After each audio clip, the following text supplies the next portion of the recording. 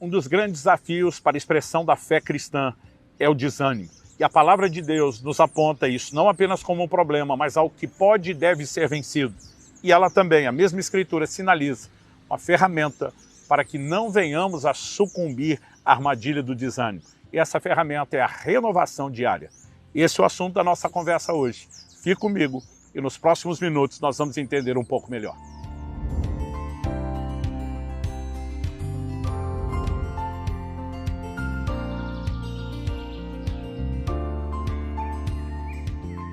Estou hoje em Boa Vista, Roraima, passando para trazer mais uma palavra ao seu coração.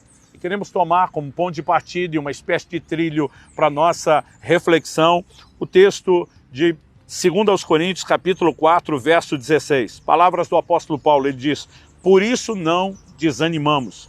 Pelo contrário, mesmo que o nosso ser exterior se desgaste, o nosso ser interior se renova dia a dia. Uma certa ocasião alguém me perguntou: pastor, é possível alguém chegar ao ponto de se tornar indesanimável?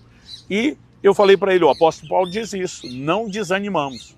Né? Ele não está dizendo que nós não podemos ter que lidar com o desânimo, mas que nós podemos nos prevenir de tal forma que o desânimo não encontre espaço para entrar em nós e nos abater.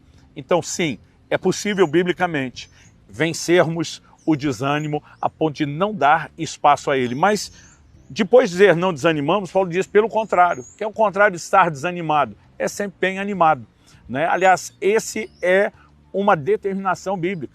Quando Jesus vem andando sobre as águas e os discípulos estão assustados, Jesus diz, sou eu, não tenham medo, tenham bom ânimo. Jesus diz, no mundo tereis aflições, mas tenham bom ânimo. Nós precisamos entender que podemos sucumbir com desânimo ou podemos vencer com bom ânimo. Mas isso não é meramente fruto de esforço. Isso é consequência de um entendimento, da prática de alguns princípios, da presença da fé, mas também essa fé precisa ser alimentada e alimentada diariamente. Então, Paulo não só diz não desanimamos, pelo contrário, estamos animados, mas ele diz, ainda que o homem exterior, essa versão que estou lendo, a Nova Almeida atualizada, diz o ser exterior se corrompa, e diz o interior, contudo, se renova dia após dia, ou dia a dia. Então, os problemas normalmente estão do lado de fora, mas a maneira de superar a força do problema externo diz respeito a uma renovação interna.